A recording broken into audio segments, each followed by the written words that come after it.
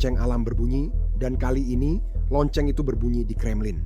Seorang pejabat tinggi Rusia baru saja menulis artikel publik yang menyatakan bahwa perang saudara adalah salah satu tantangan terbesar yang dihadapi Rusia di bawah Putin. Ini bukan paranoia, ini memang tugasnya. Dia memperingatkan bahwa negara menghadapi keruntuhan sistem politik dan hilangnya kepercayaan publik secara katastrofik. Ketakutan ini memang beralasan. Kegagalan perang Putin telah memicu krisis pengkhianatan. Anak muda Rusia menyanyikan lagu-lagu anti perang. Propagandis pro-perang menyerukan runtuhnya negara Rusia, dan para tentara menolak untuk mengikuti perintah. Tapi penghinaan terbesar adalah strategi SAR baik anak nakal, kau tahu. Untuk menyelesaikan seluruh masalah ini, pejabat tersebut merekomendasikan sistem kepemimpinan berbasis merit di Rusia. Tapi coba tebak, Putin sedang membangun kembali kekaisaran Rusia karena dia baru saja mengangkat 24 kerabatnya ke posisi resmi. Kehancuran akan datang dan Putin terlalu sibuk membangun dinasti untuk menghentikannya. Sekarang, bukan hanya saya yang mengatakan semua ini. Bahkan orang-orang Rusia mulai menyadari adanya tren. Mereka sadar bahwa pada 1994, Rusia terlibat perang dan 3 tahun kemudian, Tsar serta kekaisaran lenyap.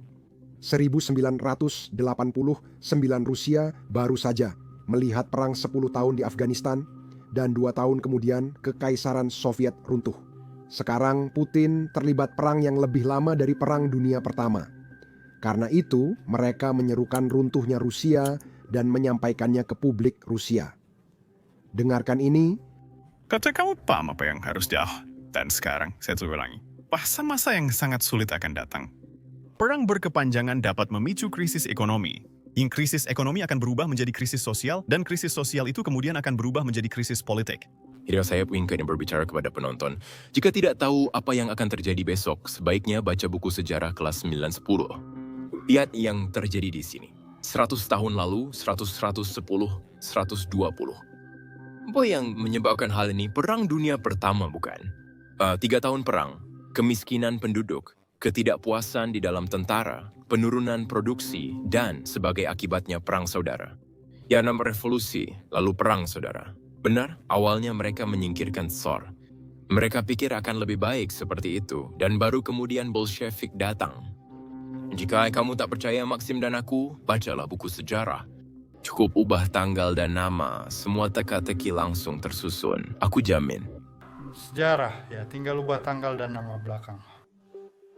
Dan mosaikmu akan langsung tersusun. Eropa. Aku akan memberitahumu bahwa 3 tahun perang yang tidak populer adalah batasnya. Aku telah membaca memoir yang mengatakan, setelah 3 tahun perang yang tidak populer, pada Desember 1916 pasukan Rusia pertama kali menolak maju menyerang. Para saudagar berpesta di rumah saat kami harus maju di bawah tembakan senapan mesin. Akhir 1916, semua dimulai 3 bulan sebelum Februari 1917. Jelas bahwa para pria itu sudah dimulai, ya itu sudah jelas. Ya, lalu kurangan roti mulai terjadi. Namun demikian, insecure ini sudah ada foreigner terjadi di masa lalu. Jika kamu tidak percaya pada kami, kamu tidak percayalah pada sejarah. Wajah punya dicerti untuk berlacing series bergerak dari sebuah spiral. Semua bergerak spiral, teman-teman. Lihat. Kremlin juga menyadarinya. Itulah mengapa seorang pejabat Kremlin baru saja mempublikasikan artikel mengejutkan di media Rusia. Artikel ini berjudul, Siapakah Kita? Dan ini ditulis oleh Kepala Kantor Eksekutif Presiden untuk Analisis Proses Sosial. Pada dasarnya, dia adalah seorang sosiolog dan tugasnya adalah mengamati tren-tren seperti ini. Di artikel ini, dia menjelaskannya dengan sederhana. Perang saudara merupakan tantangan besar yang dihadapi Rusia. Sekarang, dia juga menunjukkan tantangan lain yang akan segera kita bahas. Tapi untungnya, dia bukan salah satu dari orang-orang yang hanya menunjukkan masalah. Dia juga punya solusinya. Namun, karena dia bekerja untuk Kremlin, solusi yang dia tawarkan terkait perang saudara sangat sederhana. Rusia harus membangun masyarakat yang bersatu dan kohesif. Karena itu, Rusia harus mengadopsi ideologi agar tidak meninggalkan rakyatnya. Saya akan jujur. Menurut saya, dia harus menyampaikan pesan itu ke komandan Rusia di garis depan, karena begitulah mereka memperlakukan tentaranya. Silakan dengarkan. Mari kita dengarkan perintah-perintahnya. Jika kamu setelah mendengarkan perintah, jika kamu akan meninggalkan tugasmu. Demi ibu dan sanak anakku, aku bersumpah akan menembakmu dan melaporkan semua orang hilang, lalu menembak semuanya. Aku tidak peduli siapa bosmu. Kalian semua bajingan, kecuali pria di sana. Kalian semua brengsek. Saya bilang sama kalian, buktikan kalau kalian laki-laki. Buktikan kepada mereka kalau kalian laki-laki. Dia menambahkan perang yang dimulai Putin adalah hal baik dan menegaskan dia bekerja untuk Kremlin. Menurut kalian, apa yang akan dia katakan? Dia punya cara unik mengubah perang ini jadi hal positif. Percayalah, kalian akan terkejut, jadi duduk. Dia bilang, sebelum perang ini, para elit Rusia hanya fokus mengirim anak-anak mereka ke luar negeri dan membangun rencana pensiun di luar negeri. Sekarang, karena operasi militer khusus, elit Rusia tak bisa keluar negeri. Menurutnya, itu sangat baik. Sekarang, jujur saja, saya menganggap diri saya orang yang sangat positif, tapi saya sama sekali tidak memikirkan hal ini. Jadi, harus memberikan penghargaan di mana memang pantas. Orang Rusia sangat pandai menemukan sisi positif. Sekarang, mari kita lanjutkan dengan artikelnya. Dia juga mengatakan bahwa salah satu masalah besar lain yang dihadapi Rusia adalah hilangnya kepercayaan publik terhadap pemerintah. Dan jujur saja, kalau pemerintah saya bilang, mereka akan meluncurkan operasi militer khusus selama 3 hari, dan operasi itu masih berlangsung sampai sekarang. 3,5 tahun kemudian, saya pun kehilangan kepercayaan. Tapi tenang, dia punya solusinya. Untuk menyelesaikan masalah ini, katanya, Rusia perlu menciptakan sistem di mana peran kepemimpinan diisi berdasarkan sistem meritokrasi. Jadi, individu paling mampu akan menempati posisi kekuasaan. Menurut saya, dia perlu mengirimkan artikel ini ke Putin. Menurut sebuah artikel yang baru saja terbit bulan ini, Putin telah mengangkat 24 kerabatnya sendiri ke dalam jabatan resmi yang merupakan rekor 100 tahun. Bahkan untuk negara seperti Rusia. Sekarang, saya yakin kalian tahu sekitar 110 tahun yang lalu ada sesuatu yang disebut Kekaisaran Rusia yang dipimpin oleh Tsar Nikolai II. Sekarang, Putin berusaha membangun kembali kekaisaran itu bersama keluarga dan teman-temannya di pusatnya. Di Rusia tidak ada sistem berbasis prestasi, hanya orang kepercayaan Putin yang berkuasa. Mungkin inilah alasan Putin mulai kehilangan dukungan perang. Saya tahu apa yang akan kalian katakan. Rusia bukanlah negara di mana opini publik itu penting. Tapi tetap saja, mereka masih melakukan survei dan hasil survei terbaru tidak bagus untuk Putin. Di Rusia, pertama kali sejak invasi dimulai, 56% orang Rusia mengatakan mereka sangat lelah dengan perang Ukraina, dengan 83% mengakui kelelahan akibat perang. Dukungan terhadap perang turun 20%, inflasi melonjak, pajak naik. 3 kali lebih banyak orang merasa hidup mereka lebih buruk dibanding sebelum perang. Namun, setidaknya lihat sisi positifnya. Elit Rusia juga menderita bersama rakyat. Mereka tidak bisa meninggalkan negara. Jadi mereka harus senang dengan itu. Sekarang, saya ingin bertanya kepada semua penonton. Apa yang akan Anda lakukan dalam situasi ini? Jika Anda Tsar Rusia dan rakyat mendukung perang yang Anda mulai, apa tindakan Anda?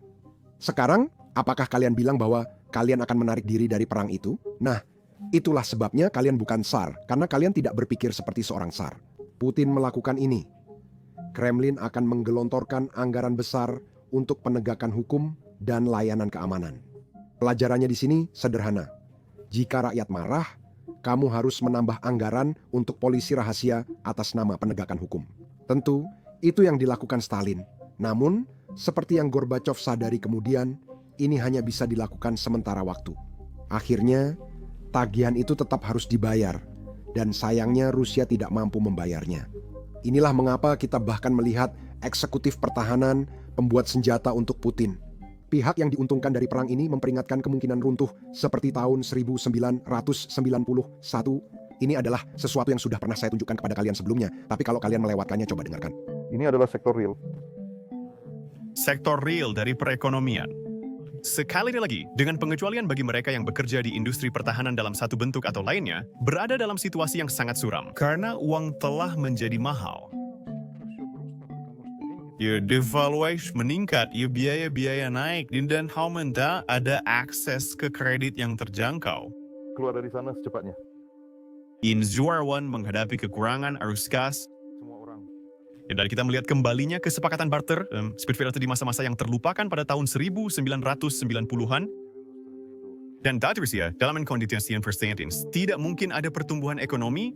Pertumbuhan tidak mungkin terjadi. Biaya perang sangat tinggi, baik nyawa maupun uang, hingga Putin pun tak bisa lagi menyembunyikannya. Berdasarkan analisis terbaru, korban Rusia telah mencapai 11, bahkan mungkin 12 juta orang. 110.000 dari korban tersebut terjadi di kota Prokros. Tentu saja, Putin tidak mau mengakui hal ini. Itu sebabnya beberapa minggu lalu, dia muncul di depan publik dan membahas tentaranya yang mengepung kota itu. Padahal, kenyataannya itu tidak benar. Itu tidak benar saat dia mengatakannya, dan bahkan lebih dari 2 minggu kemudian sekarang pun tetap tidak benar. Tidak heran Putin berbohong, yang mengejutkan justru orang Rusia mulai membongkarnya. Kita melihat para blogger perang Rusia, orang-orang yang mendukung perang, secara terbuka meminta bukti dari Putin atas semua klaim ini. Mereka tahu kota itu tidak terkepung dan Putin berbohong. Dengarkan saja. Saya pikir sampai rela kita masuk ke usaha adalah semua barisan di Ukraina kemampuan untuk mandiri industri militer atau pertahanan di Rusia. Menurut saya kuncinya adalah peralatan yang dibutuhkan untuk itu. Sekarang, saya yakin kalian sudah mendengar Rusia sedang maju ke arah Prokhorov, tapi itu tidak sedekat seperti yang diklaim Putin. Kita juga harus ingat Putin ingin merebut kota itu pada November 2024. Sekarang kita sudah setengah jalan November 2025 dan tentara Rusia masih belum aman di kota itu. Coba lihat klip berikut ini. Sangat mengejutkan betapa berbahayanya situasi bagi semua orang yang terlibat karena drone Ukraina ada di mana-mana. Ini salah satu klip tergila yang pernah saya lihat. Tontonlah. Ya, menurut saya Anda bisa mendengar suara drone-nya. Tidak.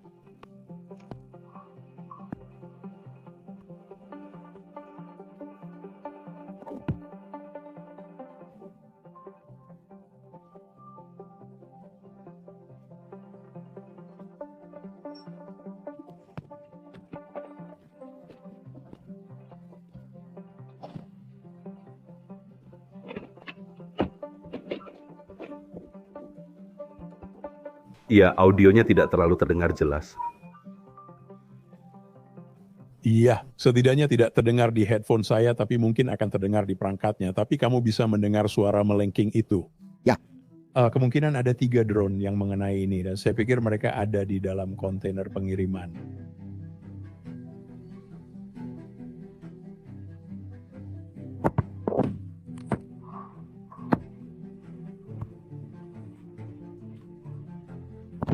Itu suaranya.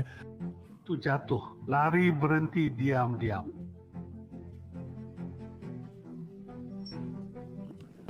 Itu dia.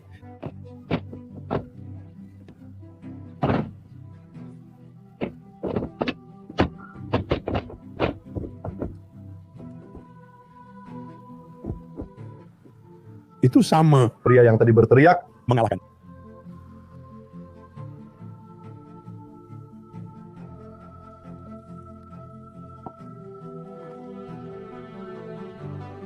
Ya benar, memang begitu. Waktu Kurahiri melihat pria di perahu itu, dia sudah memakai tourniquet di kakinya. Itu bukan ide buruk, kan?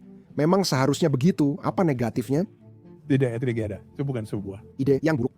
Aku nggak utam bagaimana kamu bisa menahannya agar tak jatuh ke lutut. Nah, tapi itu bukan ide buruk. Ya. Kamu tahu, dulu aku biasa menyimpan tourniquet itu di kotak P3K. Tapi di Ukraina mereka punya ide yang lebih baik. Yang kamu kira ini ada di bahu, supaya orang lain tidak perlu repot mencari-cari. Mencari-cari kalau Kamu membutuhkannya. Ya.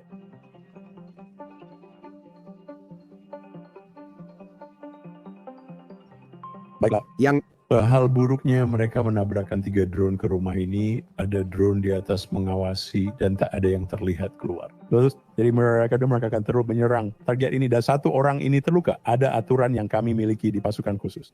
Kami tidak pernah mengirim 1 orang kemanapun. Selalu ada teman berenang. Dan jumlah pria paling sedikit di lapangan yang bisa saling mendukung dan membawa keluar orang yang terluka adalah 3 orang. Seringnya kamu butuh 4 orang.